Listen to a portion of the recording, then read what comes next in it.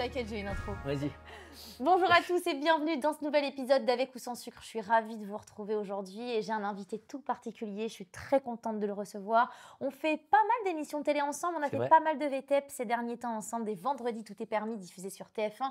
Bien évidemment présenté par Arthur. Cartman, je suis trop contente de te recevoir. Moi aussi, comment ça va? Moi, très bien. Et toi? Pas mal, je suis content qu'on se retrouve enfin ici dans ce petit canapé, parce que je regarde les autres épisodes, je vois mes copains passer et je me disais quand est-ce qu'on va réussir à le faire. C'est cool, merci beaucoup d'avoir trouvé du temps. Avec plaisir. C'est vrai qu'on se voit sur les tournages, on s'entrevoit, j'ai presque envie de dire, parce que tout va vite dans notre milieu. Bah oui. Hein. On a assez peu de temps pour discuter, C'est toujours comme ça. Souvent les milieux, on a l'impression qu'on est le plus proche que finalement on a le moins de temps pour se parler. Et en fait, on va avoir le temps de discuter ensemble aujourd'hui. Et c'est aussi pour ça, pour ceux qui nous rejoignent sur YouTube ou qui nous écoutent en podcast audio, il faut savoir que Avec ou sans sucre, c'est tourné chez moi, dans mon vrai appartement. C'est pas du tout un studio qui est reproduit, c'est chez moi. Et donc, c'est important pour moi d'inviter des gens qui ont une good vibes, que j'ai déjà vu et avec qui je m'entends bien. Donc c'est qui vont bien avec l'appartement, quoi. Ouais, c'est ça. C'est ça qui sont dans la vibe de l'appartement. Et d'ailleurs, pour ceux qui nous écoutent en podcast audio, vous ne verrez pas ça. Allez, on va mettre un lien ici. Un lien cliquable sous la vidéo. Tu te maries très très bien, je trouve, avec le canapé. Du coup, j'ai regardé les couleurs, je me suis dit, je vais m'habiller comme ça pour que ça, tu vois. Et en plus, je pense que si tu veux me faire disparaître avec un petit effet, je pense qu'on peut enlever juste et qu'il n'y ait qu'une tête qui flotte. Je ne veux pas du tout te faire disparaître. C'est sympa. Cartman, dans Avec ou sans sucre, on a l'habitude de démarrer ce podcast en laissant l'invité se présenter comme il aimerait qu'on le présente. T'aimerais qu'on le présente comment, toi, aujourd'hui? Alors moi, j'ai toujours eu un problème avec ça parce que moi, j'ai jamais vraiment aimé me définir. Parce qu'en fait, je suis un enfant de la télé, je suis un enfant de la radio, je suis un enfant du cinéma, je suis un enfant de l'art parce que j'aime l'art. Moi, je suis pas ma mère était bibliothécaire, je suis pas très livre, je suis pas très littérature, je suis très BD et tout. Et en fait, tout ça, ça m'a donné envie de faire plein de choses. Donc, j'aime pas les mots genre touche à tout, tout ça. C'est un mec qui aime l'art. Ouais, c'est ça. En fait, il y a un truc que j'aime, c'est partager des choses avec les gens et j'essaie de le faire de plein de façons différentes. Voilà. On adore Avec ou sans sucre démarrer également l'interview en parlant de l'enfance de l'invité. Toi, tu es né... Déjà, tu n'es pas né sous le nom de Cartman. Peut-être que certains se posent la question. Je suis né sous le nom de Johnson. Je suis certaine que beaucoup de gens se disent « Ah ouais, c'est quoi son vrai prénom à Cartman ?» Tu t'appelles Nicolas. Alors, en vrai, je m'appelle Nicolas Bonaventure. Ton prénom? Ouais. Ça fait un peu frotteur, hein. De ouf, mais Nicolas Bonaventure, ça fait vraiment genre un peu genre chanteur de zouk un peu, tu vois. C'est vrai. Voilà. T'as loupé ta carrière. Ouais, c'est vrai. Non, c'est parce qu'en fait, tu sais, Bonaventure, en fait, c'est le nom de mon grand-père, et c'était des noms corses, en fait. Et les noms corses, quand elle est à l'état civil à l'époque, ils voulaient pas de noms corses, donc ils traduisaient tous les noms en français. Donc mon grand-père s'appelait Bonavita, qui est un nom corse italien, et ils sont arrivés à la mairie, le mec a pris un petit carnet, il a dit Bonavita, on a Bonaventure si vous voulez, donc ils ont mis ça. Et c'est comme ça qu'après, le nom a perduré. C'est pour ça que tu as des Corses, par exemple, qui s'appellent Ours. En fait, comme le fils d'Alain Souchon, il s'appelle Ours. Bien sûr, tout à fait. Mais en fait, c'est Orso, O-R-S-O. D'accord, ok. Voilà. Donc voilà pourquoi je donne un peu la genèse on adore de tout ça. Voilà. Donc, Nicolas Bonaventure, tu es né le 7 septembre 1978 en Haute-Corse. T'as quoi encore, j'ai tout trafiqué, moi. Parce que je suis pas né en Haute-Corse, figure-toi. T'es né où? Je suis né en région parisienne. Ah, wow. Et après, en fait, mes parents sont corses, ils ont grandi en Corse, voilà. Moi-même, j'ai passé la moitié de ma vie en Corse, c'est beaucoup de temps parce que j'y suis, toute ma famille est là-bas, mes cousins, mon père. Encore aujourd'hui? Encore aujourd'hui, je suis on est 2 expatriés dans la famille. Tout le reste, c'est vrais blédards. Mais pour faire un peu, tu vois, sur ma première bio qu'on m'a demandé, j'ai dit que j'étais né en Corse et depuis, c'est resté. C'est fou. Donc, je te donne le secret parce que j'ai pas envie de te mentir.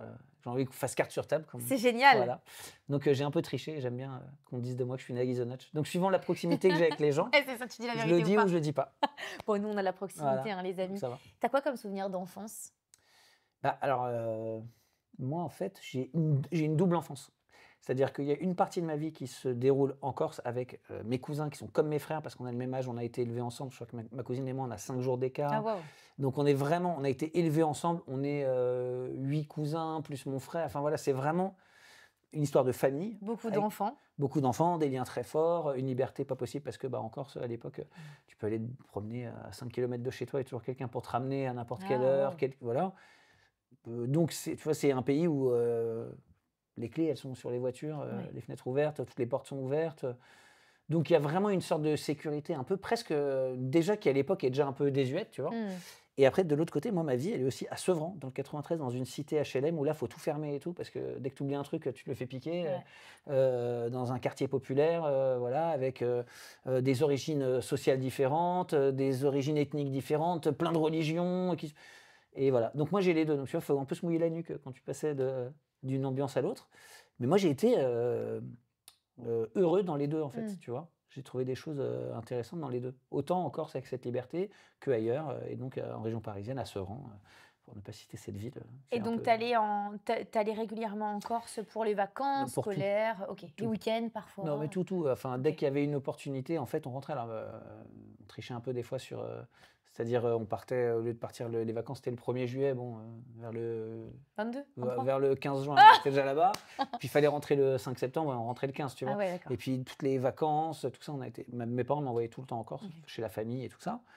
Puis mes parents sont rentrés en Corse après, donc j'y allais régulièrement. Puis il y a même des moments où je passais quasiment la moitié de l'année là-bas. Mais moi, j'ai les deux cultures.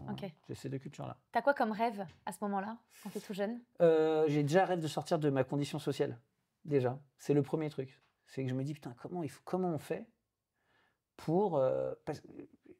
faut pas oublier que c'est une époque où les gens, il n'y a pas autant de témoignages qu'il y a aujourd'hui, comme ton podcast, par exemple. Tout à fait.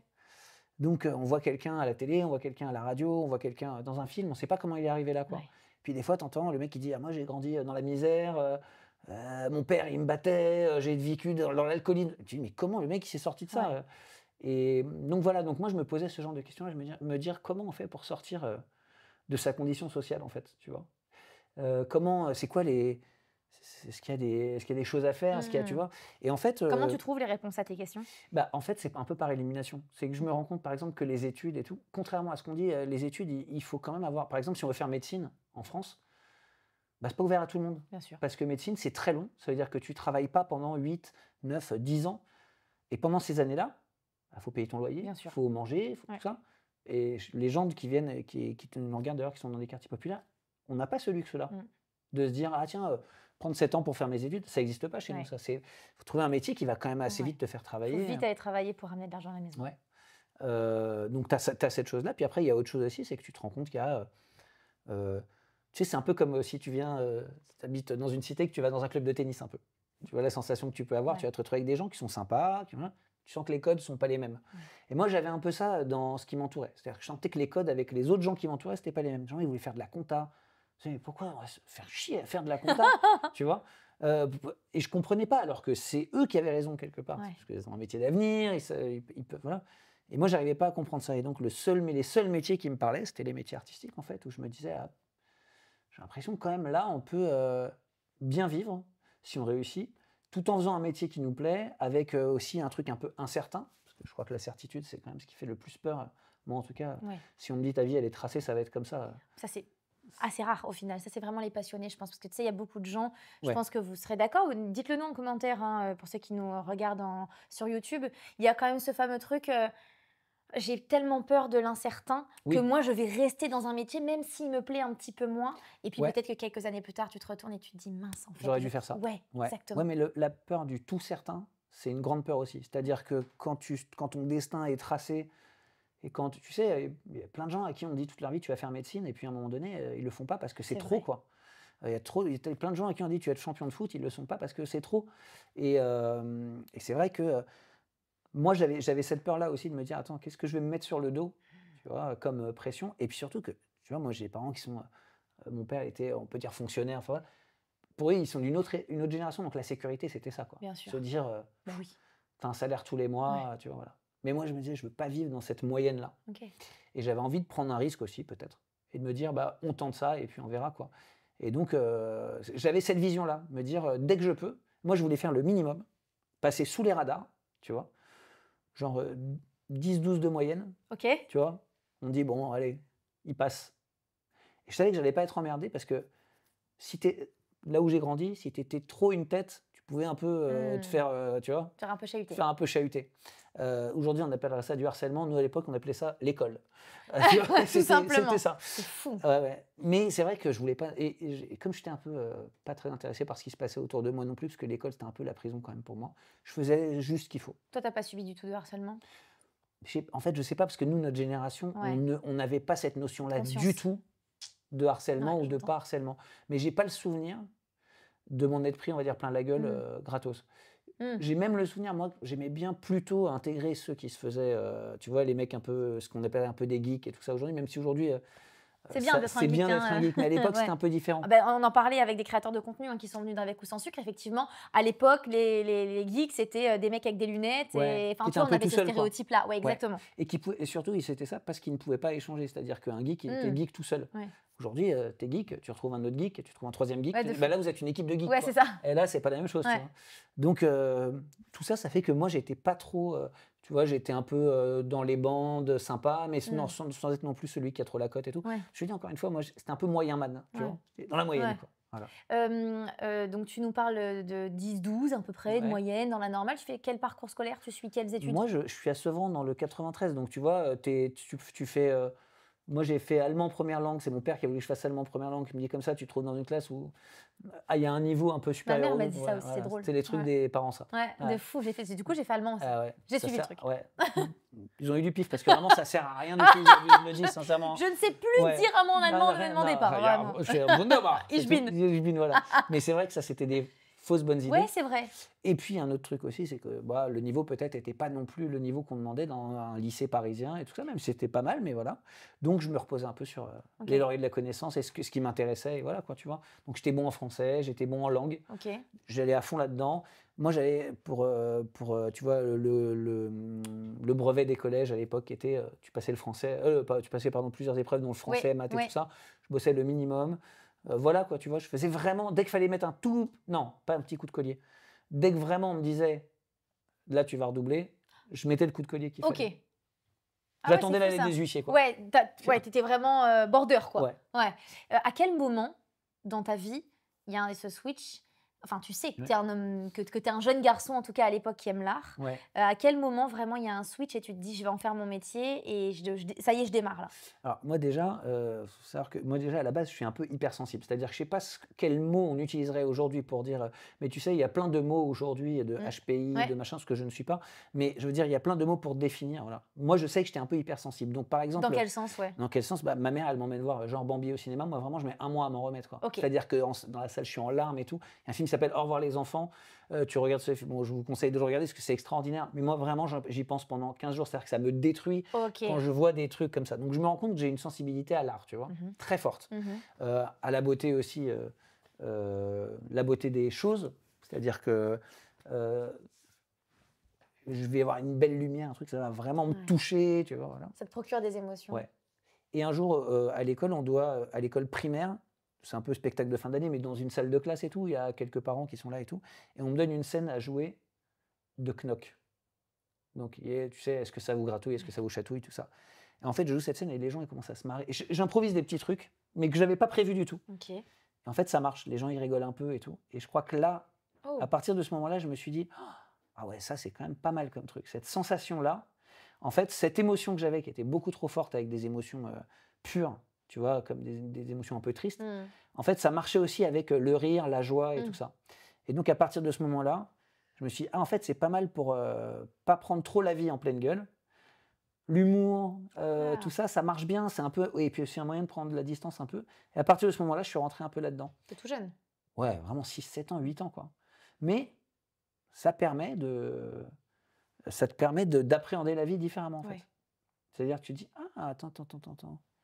En fait, je peux échapper à ça en faisant comme ça. Ah, c'est pas mal ça. Tu as toujours gardé cette idée de côté ou il y a quand même un moment où tu t'es dit, bon, je vais faire un métier un peu comme tout le monde. Je déteste ce terme, mais. Non, non. Franchement, non. En fait, en vrai, tu veux, je crois que je me suis jamais. En fait, c'était peut-être ça aussi, l'insouciance, mais je crois que je me suis jamais dit. Non, je me suis jamais dit ça. Je me suis jamais, je te jure, tu t'es jamais imaginé faire un autre job que ce que tu fais aujourd'hui? Non, j'ai fait d'autres jobs. Hein. Oui, tu as été barman aussi, DJ. Vendeur dans toutes les enseignes américaines que tu peux connaître, livreur, tout ça. J'ai tout fait parce que j'avais un but, c'est-à-dire que c'était gagner de l'argent pour payer mon loyer, pour pouvoir après faire d'autres choses. Mais si jamais, genre le métier de ma vie, j'ai jamais imaginé autre chose que ça, quoi. Franchement, hein, j'ai jamais imaginé autre chose. À tort peut-être, parce que ça se trouve, ça m'aurait aidé à me libérer d'un poids, tu vois. Mais non, j'ai jamais imaginé autre chose. Tu es quelqu'un qui vit de ta passion aussi. Bien sûr. Est-ce que toi, tu as imaginé autre chose? Non, jamais. Voilà. Jamais. J'imaginais ma vie, alors peut-être pas telle qu'elle est aujourd'hui, mais en tout cas parsemée de ce qu'elle est, tu vois, avec des éléments. Toi, t'imaginais quoi? Tu t'imaginais sur scène? Tu t'imaginais à la radio? Parce que tu as fait plein de choses. Tu étais sur scène, tu as sorti des singles, tu étais à la radio, tu fais des émissions. Ouais, mais tu sais, moi, tout s'est fait naturellement. C'est ça le truc, c'est que, en fait, quand je démarre la radio, je découvre la radio parce que je suis très fêtard et tout. Je me rends compte que tous mes potes sont en train un peu de cranter et tout, moi pas trop. Et j'ai un pote qui me dit: «Tu devrais faire de la radio». En fait, il avait une idée dans la tête, c'était mon coloc, c'est un de mes meilleurs amis qui s'appelle Guillaume, qui a une idée dans la tête, c'est de me présenter un mec de radio, mais moi je connais personne. Et il passe par une copine à lui qui connaît un mec, qui me fait croire que c'est une discussion un peu improvisée. Et en fait, c'est grâce à lui que je me retrouve à un rendez-vous à la radio. Un mec qui me dit: «T'as une convention de stage?» Je dis: «Bah oui, jamais de la vie j'avais une convention de stage, quoi». Donc j'y suis allé avec des fausses conventions jusqu'au moment où le bluff. Et en fait, la radio, tu vois, ça paraissait fou. C'était à Fun Radio à l'époque. Et j'aurais passé tous les matins devant le logo. Je me disais, putain, waouh.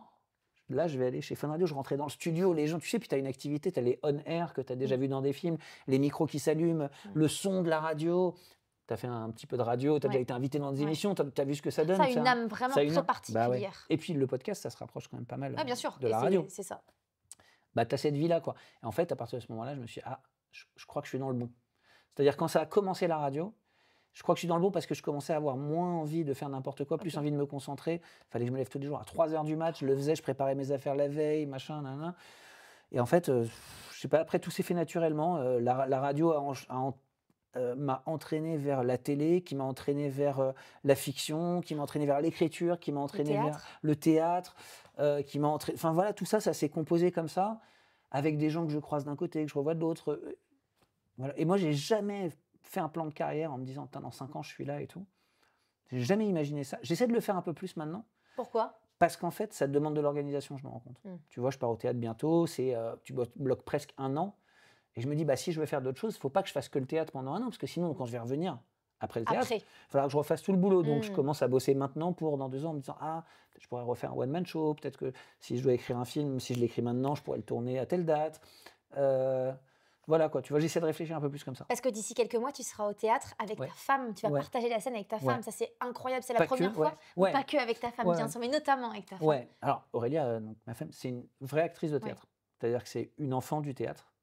Elle était dans une troupe elle a commencé sa carrière dans une troupe qui a joué La Famille Adams, mise en scène par Elie Kakou. Ah waouh! Avec que des enfants. Et donc, elle a déjà toute petite, en plus de l'école et de tout ce qu'elle faisait, traîné dans toutes les coulisses de théâtre. C'est une vraie actrice technique qui a fait le conservatoire, tu vois, et c'est quelqu'un qui a une maîtrise du rythme, tu vois, du jeu qui est vraiment, en tout cas en plus un comédien qui ne vient pas du théâtre, vraiment. C'est extraordinaire. Ouais. Et donc, ce qui est super, c'est que jusqu'à maintenant, on était dans des projets différents. Et en fait, j'ai joué dans une pièce qui s'appelle Un dîner d'adieu avec Laetitia Milo l'année dernière. Et en fait, ça s'est tellement bien passé que les auteurs, qui sont aussi les auteurs du Prénom, notamment, la pièce où on va jouer, qui sont aussi les auteurs de Monte Cristo, et réalisateurs de Monte Cristo, le film, nous ont donné leur accord pour monter cette pièce, remonter cette pièce. Voilà. Et donc, on a la chance de partir jouer cette pièce en tournée à Paris et tout ça, avec donc Aurélia Ciatoni, qui est ma femme, Jean-Luc Lemoyne, François Raison, qui est un acteur de théâtre extraordinaire, et Laurence Pierre, qui sont 2 acteurs géniaux que vous avez forcément vus déjà au théâtre ou au cinéma. C'est Éric Legéria qui fait la mise en scène, les textes sont extraordinaires, et en fait, ce qui est super, c'est que cette pièce, suivant qui la joue, elle change de visage complètement. Et en plus de la jouer avec Aurélia, c'est génial. Partir en tournée avec sa femme alors qu'on est tout le temps loin de la maison quand on est en tournée. Surtout on est tous les 2 acteurs en plus. Tu imagines bien que chacun a son activité. Là, ça te fait pas peur du tout, justement, de mélanger ce côté vie privée et vie pro ? Non. Non, parce qu'en fait, moi vraiment, je le dis sincèrement, et c'est pas du tout un manque de respect par rapport à mes amis ou les gens qui m'entourent et tout ça, mais vraiment, je peux passer ma vie avec ma femme sans m'emmerder. En rigolant tout le temps. Ouais, mais c'est vrai, c'est la vérité. Je sais que c'est vrai en plus. Donc je sais d'autant plus que c'est touchant. Ouais, mais je le sais. On a une chance extraordinaire, on a ça, quoi. On a ça parce que je sais pas, c'est la vie qui a fait que s'est rencontré plus tard peut-être que les autres couples. On fait tout plus tard que les autres couples, mais on a cette. Ça fait plus de 11 ans qu'on est ensemble, 12, mariés depuis 10 ans. Il faut mourir comme un premier jour. Ouais, franchement, j'ai même pas l'impression que des fois quand on se dit, quand on fait. Ouais, je te jure. J'ai pas du tout l'impression que ça fait ce temps-là, quoi. On vous mettra évidemment le lien cliquable sous la vidéo pour prendre vos places. Ouais, prenez les places, par rapport à l'argent, notamment. C'est le producteur qui m'a dit de dire ça. Évidemment, vous démarrez en septembre 2025. Ouais, c'est ça. Votre tournée qui va durer combien de temps? Toute l'année, jusqu'en juillet de l'année d'après. Et je suis très heureux parce que normalement, on passe par la Corse en plus. Oh, magnifique! Et on a plusieurs dates encore. À la maison. C'est génial. Et puis en Belgique, en Suisse, partout, en Europe. Voilà, après Paris. Et puis, donc non, c'est vraiment une... Enfin, je te souhaite de connaître ça un jour, toi qui connais déjà la danse. Je te souhaite de connaître le théâtre. C'est une autre discipline et qui est géniale. J'ai effectivement jamais eu la chance de jouer au théâtre. Alors, est-ce que déjà je serais bonne dans cet exercice? J'en ai aucune idée, mais j'adore. De savoir, faut essayer. Hein. Et puis j'adore le travail. De toute façon, j'ai pas peur de travailler. Mais j'ai par contre déjà eu la chance de danser dans des théâtres. Ouais. Et cette âme. Ouais. Tu le retrouves pas. J'ai fait beaucoup de scènes, j'ai fait des grands zéniths à 6000 personnes. C'est pas la même chose. Rien à voir. Non. Mais rien à voir. Non, mais en plus, le théâtre, c'est... Moi, qu'est-ce que tu aimes le plus dans le théâtre? En fait, alors j'aime la scène, hein, j'aime la performance qu'il y a sur scène, mais je sais pas comment t'expliquer. Il y a des soirs où ça prend, puis il y a des soirs où c'est un peu plus dur. Mais c'est un peu comme un dîner. Tu fais un dîner, tu invites 4-5 personnes à la maison, il y en a 2 qui se connaissent et tout ça, et tu te dis est-ce que ça va le faire et tout. Et puis tu as plein de paramètres qui rentrent en compte. La température, le temps qu'il fait dehors, le temps qu'ils ont mis pour venir, est-ce que les plats vont être bons, ils vont arriver à la bonne température, les discussions. Le théâtre, c'est un peu ça. C'est-à-dire que tu as plein de paramètres. Moi, quand je jouais à Paris, par exemple, je me rendais compte que le jeudi soir, les gens étaient très énervés. Et en fait, je me suis rendu compte après que c'était le jour où ça circule le moins à Paris. Voilà, donc les gens, ils te faisaient payer à toi sur scène toute la... j'applaudirais pas. Merci Hidalgo, hein. Vraiment pour nous faire chier jusqu'au bout. Hein. Elle est toujours là. Toujours là, celle-là. Hein. Mais bon, bref, voilà. Donc tu vois, tu as plein de paramètres. Mais quand ça prend, c'est extraordinaire. Et quand le lieu, en plus, est... magique, comme tu vois, tu as des salles de théâtre qui ont été construites pour Louis XVI, voilà, et tu joues dans ce théâtre-là, qui a été à peine rénové et tout. Quel théâtre? Dans quel théâtre tu as plein de théâtres en France, mais tu vas voir, il y a plein de théâtres en France, je n'ai même pas de nom en tête tellement il y en a. Mais il y en a un particulièrement où tu t'es dit, pouah. Franchement, il y en a beaucoup, parce que je veux pas en dire un, parce qu'en fait... un théâtre, c'est tellement particulier. C'est unique. Tu as des théâtres de 100 places qui sont géniaux, tu as des théâtres de 100 places qui sont nuls, tu as des théâtres de 500 où on dit waouh, c'est pas terrible, et puis tu en as d'autres de 500 qui sont géniaux. Moi, ce que je peux te dire en tout cas, c'est que dès qu'il y a quelqu'un qui est passionné dans un théâtre, ça marche. Dès qu'il y a un mec qui est passionné dans un théâtre, ça marche. Dès qu'il y a quelqu'un qui connaît son public, qui sait comment programmer, ça marche. Et dès qu'on fait ça de façon un peu machinale, mercantile, ça marche moins. Après, il y a des lieux exceptionnels. Voilà, quand tu vas à Paris, dans certains théâtres, Théâtre du Châtelet, enfin ce genre de théâtre-là, tu rentres, tu te prends quand même une claque. Quoi. Ouais, tu te prends une belle petite claque. Voilà. Mais c'est la même chose quand tu rentres à l'opéra. Tu peux ne pas aimer l'opéra ou le ballet. Bien sûr. Mais quand tu rentres, par contre, le lieu, tu peux pas dire autre chose que... Et même, ça te fait aimer, en fait. Ouais, bien sûr. Et tu comprends pourquoi les mecs... ça contribue. Bah oui. Tu comprends pourquoi à l'époque, le mec s'est pas dit « je vais faire une salle des fêtes ». Tu vois, non, il a fait un théâtre pour que les gens y viennent et qu'ils kiffent. Quoi. Voilà. Donc c'est vrai que le théâtre, ça a une dimension géniale, et puis là, d'autant plus génial que je vais jouer avec ma femme, donc ça c'est vraiment exceptionnel. T'es encore stressé aujourd'hui quand le rideau s'ouvre? Ça dépend. Alors en fait, tu sais, moi comme toi aussi d'ailleurs, on a fait beaucoup de choses où tout repose sur nous. Ouais. Alors toi tu crées tes chorégraphies. J'imagine que, par exemple, je prends un exemple que tu connais bien dans Danse avec les stars, par exemple, quand tu présentes une chorégraphie, tu as la pression de bien la faire, mais tu as aussi la pression de la chorégraphie que tu as créée. Est-ce que tu as réussi à la transmettre? Quand tu joues un texte de théâtre, comme Le Prénom par exemple, tu sais que le texte est bien. Tu sais que les auteurs ont retravaillé le texte, il y a eu plein de représentations et que le texte est bien. Tu as vu le décor, tu sais qu'il est beau et tout ça. Donc après, en fait, il y a beaucoup de paramètres que tu élimines. Et après, il faut juste être bon, il faut juste être présent et être généreux dans ce que tu fais. Et donc, c'est de me mettre dans ces conditions-là. Donc, des fois, ça peut être un peu stressant, par exemple, si j'arrive en retard ou quoi, mais des fois, ça peut être très joyeux, parce que j'ai passé une super journée et que je suis hyper content d'aller jouer le soir. Et du coup, je vais arriver et je vais être libéré, tu vois. Donc, il n'y a pas forcément de stress, mais c'est sûr qu'à chaque fois, il y a la conscience de vouloir donner aux gens... tu vois, c'est différent de la télé et tout. Les gens, ils payent, ils ont pris un taxi, ils ont laissé leur enfant à la nounou. Ouais. C'est une organisation, c'est de l'argent. Ils ont misé sur toi, quoi, pour passer une bonne soirée. Donc, il faut que tu leur rendes ça, quoi. Alors, des fois, les gens, peuvent être déçus pour plein de raisons. Ils sont mal placés, ils n'ont pas aimé la pièce, machin, truc. Mais moi, j'essaye de faire en sorte qu'ils ne le soient pas, quoi. Parce que j'y arrive peut-être pas tout le temps, mais en tout cas, j'essaye de... Mais j'ai pas un soir en tête où je me suis dit « allez, ce soir, j'y vais tranquille ». Non. Ah ouais. Non. Ça, chaque soir, c'est un premier soir. Chaque soir, c'est 100%. Ouais. Ah ouais, si je suis pas à 100%, je rentre chez moi, j'ai l'impression vraiment que je me suis foutu de la gueule des gens. Ouais, je me dis putain, c'est pas normal, quoi. Pourquoi t'as fait ça? Tu peux pas faire ça, tu peux pas, tu vois. ils payent pas pour que tu sois à 80%, hein, Mmh. ils payent pour que tu sois à 100, à 110%. Ouais, bien sûr. Et puis, il faut se dire un truc, tu sais, c'est un peu comme quand tu vas dans une bijouterie acheter une bague. Tu as le mec qui vient à la bijouterie tous les ans parce que voilà. Et puis, tu as celui qui vient une fois dans sa vie. Et pour lui, il faut que ça soit exceptionnel. Complètement. Et tu vois, tu me demandais tout à l'heure, c'est quoi la récompense au théâtre? La plus belle récompense pour moi, c'est quand il y a quelqu'un qui vient me voir, qui me dit, c'est la première fois que je viens au théâtre et je suis venu vous voir. Waouh! Voilà. Ouais, je comprends. Quand on me dit ça, et que surtout si la personne a aimé et tu sens qu'elle a vraiment aimé, là, il se passe quelque chose de très très fort. Mmh. Tu as fait plein de choses dans ta carrière et je te souhaite encore de faire plein de Que choses. Dieu t'en prie. Est-ce que tu as un regret? Un projet peut-être que tu as fait que tu n'aurais pas aimé faire ou un projet qu'on t'a proposé et que tu n'as pas fait et qui s'est avéré génial? Non, mais le regret général, c'est de ne pas avoir assez confiance en toi, en ton potentiel, en ton travail. En fait, ce qui est bizarre, c'est qu'au début, soit tu as trop confiance en toi, soit tu as pas assez confiance en toi et t'oscilles tout le temps entre les deux. Ah ouais. Tu vois ce que je veux dire? Ouais. Et la constance, tu la trouves plus tard. Et c'est vrai que moi, je pense, en tout cas me concernant, que il y a des moments, j'aurais pu être plus en confiance et demander plus de choses, aller plus loin. Tu vois, je faisais beaucoup de radio et c'est vrai qu'on me disait: «Ah non, attention, il faut jamais rater un matin et tout». Puis en fait, avec le temps et donc j'ai refusé plein de choses et avec le temps, je me dis: «Mais non, mais j'aurais dû leur dire: "Non, je viens pas pendant 15 jours, je vais tourner un film là". Ouais. Voilà, tu Et on va va s'arranger et puis et on ça va va, et en ça fait, ira. ça s'arrange, en fait. Ouais. Voilà. Donc ça, c'est un peu le regret général. Je me dis: «Ah, peut-être que j'aurais dû plus m'imposer Mmh. dans ce que je voulais vraiment». Mmh. Parce que les gens, quand ils te demandent en plus ce que tu veux faire et je sais que tu es un peu comme moi là-dessus parce qu'on en parle de temps en temps, Ouais.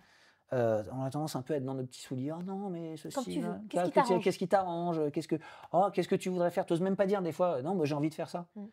En fait, il faut le faire. Ouais. Il faut le faire parce que, 1, ça t'aide toi à y voir plus clair et puis 2, ça aide aussi aux gens à se dire: «Ah OK, putain, il sait ce qu'il veut, quoi». Ouais. Ça marche dans tous les domaines, hein. Mais Ceux bien qui nous sûr. regardent sur YouTube ou qui nous écoutent en podcast audio, ça marche pour Ouais. tout finalement. Faut vous faire confiance. Mmh. Voilà. Après, Ouais. se faire confiance avec rien en fond, ça sert à rien, hein, Bien je le sûr. dis, hein. Pas une coquille vide, quoi. Mais voilà. Mais par contre, si vous avez bossé et même aujourd'hui, il y a des tutos, il y a plein de choses, des formations que vous pouvez faire. Enfin, s'il y a des choses sur lesquelles vous êtes passionné, je sais pas, la cuisine, le théâtre, la danse, n'importe quoi.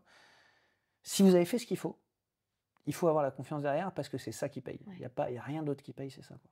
T'as arrêté la radio il y a pas longtemps, il y a Ouais. quelques mois Ouais. de ça, si je dis pas de bêtises. Ça te manque? Non, parce que en fait, ce qui me manque, c'est les copains de la radio, l'équipe avec laquelle j'étais et tout, parce que franchement, Ah, tu dois créer une team de dingue. Ouais. Tu es resté en plus très longtemps Ah dans ouais. cette radio, donc Ah ouais, forcément. ouais. Et puis moi, j'aime le travail en équipe et tout. Mais c'est vrai que la radio, c'est très chronophage. Et puis, il y a un truc, c'est que la radio, c'est un média qui a besoin d'évoluer. Et à ce stade, je pense que la plupart des radios, notamment les radios jeunes, elles sont pas prêtes à évoluer. Quand tu vois aujourd'hui, par exemple, que c'est France Inter qui fait le plus d'audience, c'est génial, parce que ça veut dire que les gens ils sont attirés par la culture à la radio. Mais moi, je pense aussi qu'il y a autre chose, c'est que les radios qui marchent aujourd'hui, c'est que des radios où il n'y a pas de pub. Oui. Quand tu écoutes une radio jeune aujourd'hui, que tu as comme, je vais en citer 3 pour pas faire de jaloux, Fun Radio, Énergie et Nostalgie, par exemple. Quand tu écoutes ces 3 radios-là, il y a toujours des moments où tu as 5, 6 minutes, 7 minutes de pub, quoi. C'est vrai. Où tu as des trucs qui t'intéressent pas, ou même de la musique qui t'intéresse pas. Et aujourd'hui, on n'est pas plus habitué à ça. Et donc, je pense que si la radio, elle change pas, et qu'elle se met pas à faire ce qu'on fait, des podcasts, des choses, des rendez-vous, c'est un média qui peut malheureusement disparaître, ou alors en tout cas, tu vois, chaque année, avoir moins de gens qui l'écoutent. Et ça, c'est dommage parce qu'un studio de radio et tout ça, c'est ce qu'il y a de plus magique. Donc j'espère qu'au fur et à mesure que les choses vont évoluer, et que la radio, ça va se rapprocher du podcast, qu'on va trouver un autre moyen de la financer, et que les gens, ils réécouteront la radio en direct, parce que c'est là où ça se passe, tu vois. Si ça évolue, tu n'exclus pas un retour en radio? Ah non, j'adorerais en revenir. Ouais. Mais c'est vrai que dans la forme où c'est aujourd'hui, moi, c'était compliqué, j'avoue. C'était compliqué, c'est ça qui me gênait. Alors que j'adore la radio, j'adore les gens qui sont avec qui j'ai travaillé à la radio et tout. C'était compliqué pour moi. Mais du coup, tu as créé ton podcast. Ouais. Tu peux nous en parler? Ouais, bien sûr. C'est un podcast qui s'appelle Une minute avant. Un podcast sur le sport qui raconte le mindset. J'aime bien utiliser ce mot, ça fait genre. Il est bien. Hein. Il est très bien. Il est bien, on est à fond dedans. Tu le pitches très bien. Continue comme ça. Le vraiment. mindset des sportifs, une minute avant un exploit sportif. Ah, c'est justement. trop bien. Toi, tu adores le sport, tu fais beaucoup de paddle, toi. Ouais. Mais je suis un passionné par voilà, parce que je trouve vraiment le sport, ça réunit tout le monde. C'est vrai que je me suis toujours demandé, par exemple, tu vois, pendant l'Euro 2000, Robert Pires, quand il rentre en finale et qu'il va changer le cours du match, qu'est-ce qu'il a dans la tête quand il arrive? Est-ce qu'il Parce qu'il se chie dessus avant en disant « Oh là là, mais non, faut que je fasse bien ». Ou est-ce qu'au contraire, à l'inverse, il se dit « Vas-y, j'y vais à fond, je joue carte sur table ». Ou alors, est-ce qu'il ne se dit rien? Ou est-ce qu'il sait plus ce qu'il sait plus, ce qu'il s'est dit? Tu vois, Mais même, qu'est-ce qui s'est passé la veille? Est-ce qu'il a bien dormi? Qu'est-ce qu'il a bouffé? Est-ce qu'il a fait l'amour?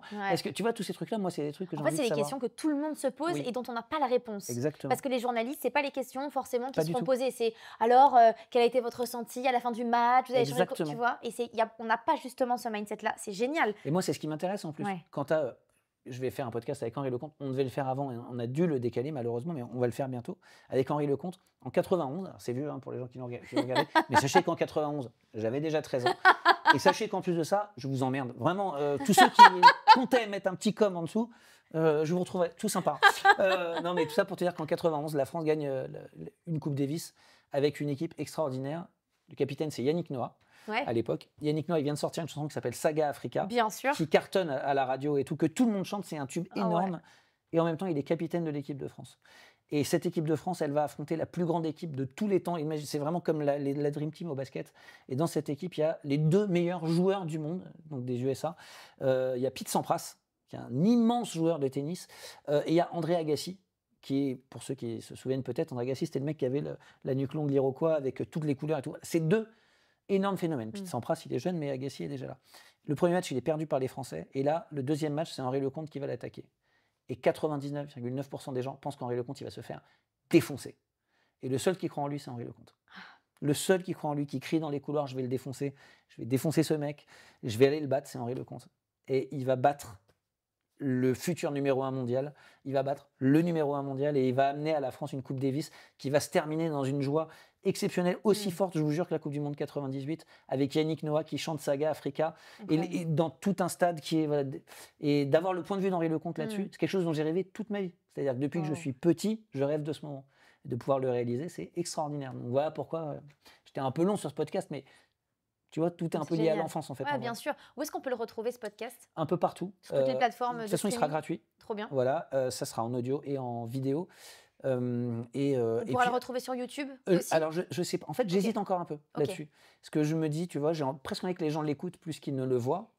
Alors, je comprends tout à fait, puisqu'avec ou sans sucre, on est nouveau, nous, sur YouTube. Ça fait que quelques mois qu'on est arrivé. C'est pourtant la 3e saison d'Avec ou sans sucre. Donc, les 2 premières saisons, on n'a fait que de l'audio. Et c'est vrai que, en vrai, c'est les gens, les auditeurs qui m'ont demandé d'avoir les vidéos. Parce qu'aujourd'hui, il y a ce truc, on a envie de voir l'invité. En fait, j'ai envie de filmer. Mais je ne sais pas si j'ai envie de le montrer en entier. C'est-à-dire que je me dis, est-ce que j'ai pas envie de montrer que des petits bouts et de garder l'audio pour le reste? Mais on va voir comment on le fait. On est en train de le cuisiner en ce moment. On est en train de le terminer. Et il va trouver sa forme finale bientôt. Mais tu sais, tu as vu comment c'est un podcast, c'est génial parce que trop bien. ça vit sa propre vie. Il n'y a pas de format, on peut faire ce qu'on veut. C'est ça. Voilà. On pourrait même faire que de la vidéo sans le son. Tu crois? Et les gens, ils devraient lire sur nos lèvres pour comprendre ce qu'on dit. Ça peut être un concept de ouf. Hein. Fais-le. Ouais, je passe... J'ai l'impression que dès que j'ai une idée de merde, Inès me motive à la faire. Hein. Mais parce qu'il n'y a pas d'idée de merde. T'as raison. Moi, je pars de ce principe-là. Tente ta chance et puis on verra. On sait jamais où ça va aller. Ah bah moi, ça c'est mon mindset. C'est pour ça que j'ai pas toujours tout réussi, apparemment. Ouais, mais alors pour réussir, il faut échouer. Sinon, merci. Ça marche pas. Ah bah t'inquiète pas, j'ai bien échoué. Je pense que je devrais bien réussir alors. Tu sais que plus tu échoues, plus tu as de chances de réussir mathématiquement, statistiquement. Elle ressemble à quoi ta vie en dehors des projecteurs, en dehors de la télé? C'est quoi ta vie à toi, Nico? Moi déjà, j'adore moi, je joue beaucoup au padel avec mes potes. Voilà, moi le padel, j'adore parce que c'est des équipes improbables, quoi. C'est-à-dire que je vais jouer avec Robert Pires. Donc moi qui viens de la télé, Robert Pires qui est champion, et champion du monde et champion d'Europe. Et encore, je passe sur sa carrière en club en Angleterre et tout ça. En fait, je vais jouer avec Johan Huget qui a 63 sélections dans l'équipe de France de rugby. Et on va jouer avec un 4e qui va être, je sais pas, un chanteur par exemple. Tu vois, Michael Miro par exemple qui va venir jouer avec nous. Et, et surtout, les 4 jouent vraiment au paddle. C'est-à-dire que c'est pas genre détente, c'est sérieux. On va faire, ça se bastonne, quoi. Ça y va. Ça veut gagner. Ouais, c'est ça. Et puis de l'autre côté, il y a d'autres choses. On crée pas mal. J'essaie de créer pas mal de choses. J'essaie d'écrire. Voilà. Donc là, je travaille sur un film avec un producteur que j'adore. Je travaille aussi sur le podcast dont je t'ai parlé. J'essaie en fait de m'organiser pour ne plus. C'est un peu bête de dire ça, mais de ne plus avoir à subir et que j'essaie de donner le rythme aux choses que je veux faire. Voilà, j'essaie de plus être à la traîne et tout ça. J'essaie de choisir. Est-ce que tu as eu la pression d'être à la traîne? Ouais. Ok. Ouais. Tu sais, quand tu fais de la radio, de la télé, qu'il y a un rendu quotidien et tout, tu profites jamais de ce que tu fais. tu sors d'un truc où tu t'es éclaté, et le lendemain, il faut remettre ton titre en jeu pour être. C'est un peu dur de Tu kiffer. n'as pas le temps de savourer ta victoire, entre Pas guillemets. du tout. Mais est-ce que c'est pas un peu pareil dans ce que tu as fait toi aussi?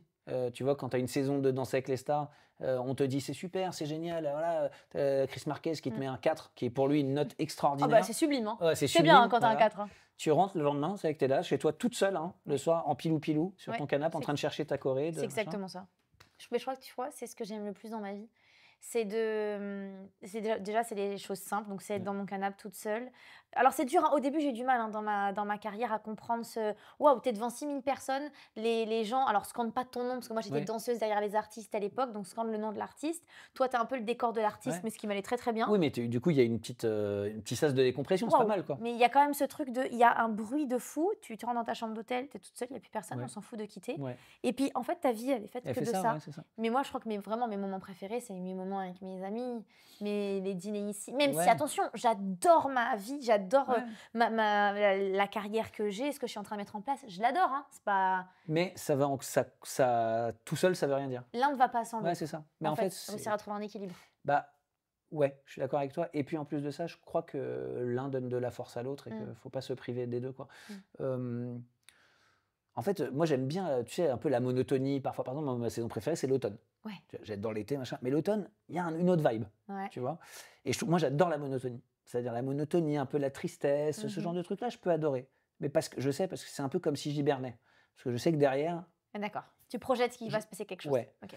Et ben, je crois que c'est un peu ça en fait. C'est-à-dire que si jamais tu es tout le temps en automne ou tout le temps en été, voilà, ça marche pas. Il faut toujours avoir petite. Et l'été, ça marche parce que je sais qu'après, je vais me reposer aussi. Tu vois. Donc, et c'est un peu ça quand je suis en tournée, que je prends du plaisir, que je m'amuse et tout. Je sais je snipe aussi le moment où ça va s'arrêter. En me disant, ah, voilà, on est là, on en est à peu près au milieu. Après, je vais pouvoir me reposer, je vais faire ça. Ah, tiens, je vais faire peut-être un peu des travaux à la maison. Tu vois, j'arrive pas à ne me focaliser que sur un seul truc. T'es dur à dire focaliser. Ouais, j'allais dire te focuser, hein, sinon vas-y. Hein. Ouais. Vraiment, tu... Moi, j'allais dire se focus trier, mais je me suis dit, ça ne veut vraiment rien dire du tout. Donc, non, mais c'est vrai que d'avoir un peu de perspective, c'est cool. Voilà. Je t'ai demandé en début d'interview quel était ton rêve quand tu étais gamin. Maintenant, je te le demande aujourd'hui. C'est quoi ton rêve aujourd'hui, si t'en as un? Il est simple. Hein. C'est continuer à faire ce que je fais, continuer à vivre correctement, que tout le monde soit en bonne santé. Moi, j'ai un rêve très simple. Hein. C'est d'être entouré des gens que j'aime, vivre en bonne santé, avoir juste ce qu'il faut pour bien vivre. Quand je dis bien vivre, évidemment, c'est financer le Porsche Cayenne. Non, bah, évidemment. Non, mais tu vois ce que je veux dire, vivre correctement, pouvoir se faire plaisir, tout ça. C'est vraiment ça qui m'intéresse. Le reste, franchement, je me rends compte que de toute façon, j'ai l'impression quand même qu'il y a une sorte de truc un peu écrit dans ce qu'on va faire. Ouais. Tu vois ? Je suis d'accord avec toi là-dessus. À un moment donné, on sait que ça va arriver ou pas. Il faut accepter quand ça n'arrive pas. Ça ne veut pas dire que ça n'arrivera jamais, mais ce n'est pas le moment. Et moi, je me suis rendu compte, en tout cas que moi, me concernant, j'aime bien cette incertitude aussi. Okay. Ça me permet d'avancer. Pas que ce soit trop longtemps. Bien sûr. T'as peur que tout s'arrête parfois? Toujours. Ouais. Tous les jours. Ok. Ah ouais, tous les jours. Moi, j'ai peur de perdre les gens que j'aime et que ça s'arrête. Voilà, c'est quoi ton signe astrologique? Vierge, ascendant Scorpion. Mais moi, j'ai 46 ans, j'arrive sur l'ascendant. Okay. Donc maintenant, je commence un peu à... Ouais, c'est la bagarre, là, ça y est. Scorpion, c'est la bagarre. Ouais. C'est un peu... Scorpion, c'est... Ouais, ça castagne, quoi. Ah non, mais c'est drôle parce qu'il y a des grosses similitudes avec moi là-dessus. Tu as le même signe? Cancer. Cancer, ah ouais, comme ma femme. Mais sensibilité, très sensible. Ouais. Et la peur de perdre des gens, plus on avance, avoir envie de garder ça ce qu'on existe a. parce qu'on a perdu des gens. Oui, tout à fait. C'est pour ça qu'on a cette sensation-là. Ouais. Voilà. Mais quand tu as ça, tu sais aussi ce que ça fait. Ouais. Donc un peu, t'es blindé aussi. Ouais, mais c'est vrai que tu as cette peur-là après, qui est un peu bête en fait. Oui, on va les perdre. Hein. Oui, non, mais ou alors ils vont nous perdre. Hein. Bien sûr. Dans un sens ou dans l'autre, ça va arriver. Mais en fait, d'anticiper ça, c'est le pire truc qu'il faut faire. Donc, il faut se trouver d'autres moyens, quoi. Je te vois toujours hyper souriant, hyper joyeux, hyper solaire. Ça a toujours été ta personnalité? Bah, comme. Je trouve que c'est ce qui te définit, moi. Ouais. Mais après, tu sais, comme 90% des gens, tu caches toujours des choses. Voilà. On a le même tempérament là-dessus. Ma femme est pareille aussi. Les gens qui nous entourent, sûrement, sont un peu pareils. Tu peux, voilà. Moi, les gens qui font la gueule, en général, ça me fait pas peur. Moi, j'aime bien, tu vois. Les gens qui sourient, j'aime bien aussi.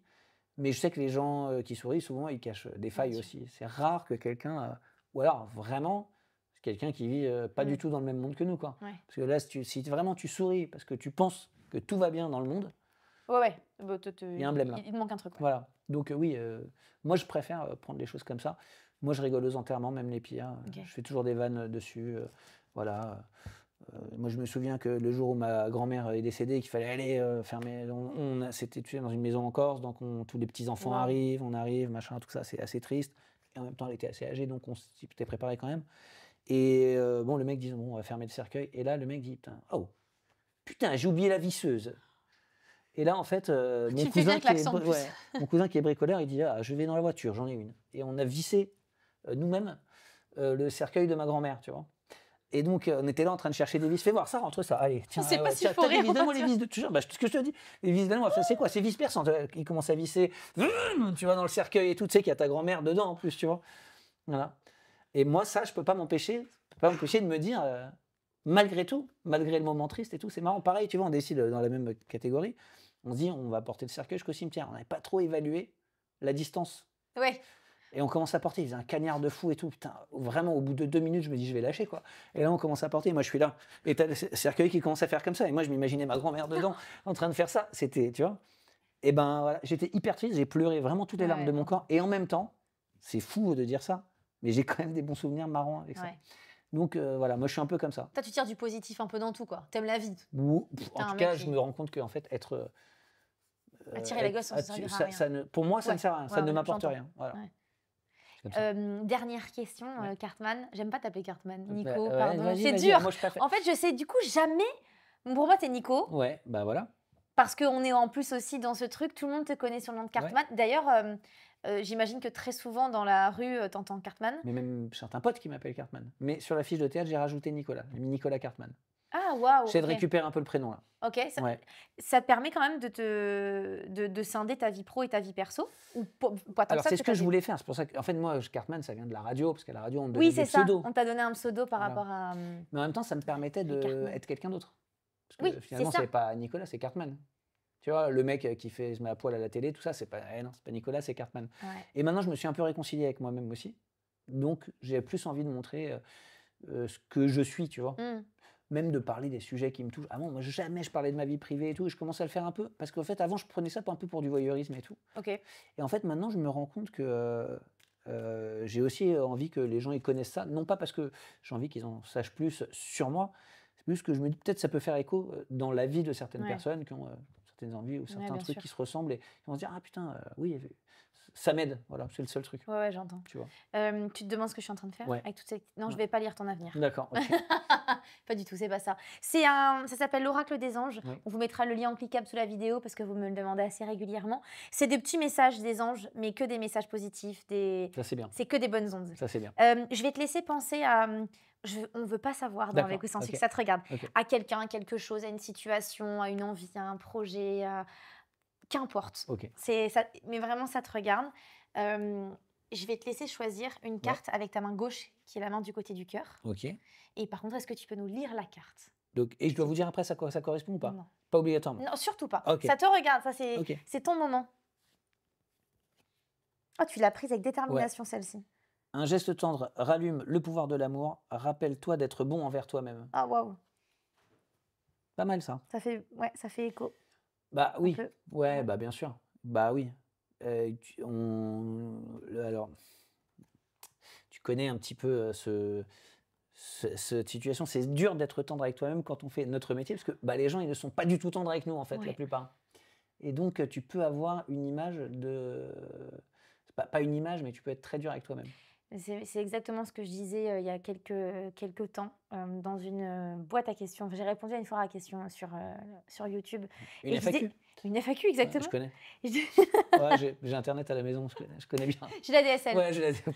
Et je disais que j'avais une image biaisée de moi, parfois. Ouais. À cause de ça? Ouais. Bah oui. Et que mes amis me disent, mais t'es pas du tout comme ça. Mais pas du tout. Et en fait, mes amis me redonnent mon image. Et en fait, je retrouve, je me dis, en fait, c'est vrai, t'as raison, c'est toi. Mais parfois, voilà, on se perd. On se perd un peu. Ouais. Mais c'est vrai que on se perd un peu. Être tendre avec soi-même, ça veut pas dire ne pas avoir d'ambition et tout ça. Ça veut juste dire, après tout, on a le droit à l'erreur aussi. Ouais. Surtout pas se comparer. Moi, si je commence à me comparer à des mecs avec qui j'ai commencé, dans les deux sens du terme, ceux qui sont moins bien, mieux. C'est-à-dire, si je me compare à ceux qui ont fait une carrière moins bonne que la mienne, je vais vraiment avoir l'impression d'être bon et je vais me dire, ah, quand même. Voilà. Si je prends des mecs qui ont été beaucoup meilleurs que moi, je vais me dire, je suis une merde, à 46 ans, t'as pas fait ça, t'as pas fait ça, t'as pas fait ça. Donc en fait, déjà, ça sert à rien. Et c'est vrai que être aussi exigeant dans le travail et tout ça, mais par contre être indulgent avec soi, c'est aussi être indulgent avec les autres. Ah ouais, bien sûr. Et c'est comme la générosité. Les gens qui sont généreux, ils vont recueillir la même chose. Je pense que c'est un peu général en vrai, mais c'est un truc que ça fait sens. Ça fait sens, ouais. Ça peut faire sens aussi dans nos métiers. C'est que c'est vrai que. Bah, t'en prends-en une toi pour qu'on voit ce que ça dit. Ah waouh. Ah, on me l'a jamais fait. Bah vas-y, comme ça on voit si jamais ça marche pour tout le monde. Attends. Est-ce que je vais vendre cet appartement ou pas?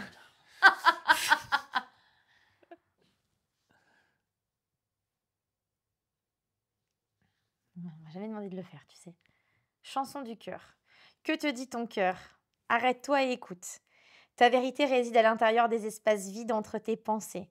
Ta vérité brille à travers ton âme. Ta vérité est éternelle et immuable. Ta vérité est l'amour. Je pensais à un truc ça fait tellement sens. Ouais, moi, tout fait sens. Ah, non, mais moi, quand je tire une carte de l'oracle des anges, je me suis posé une question. Non, je vous dirai pas ce que c'est.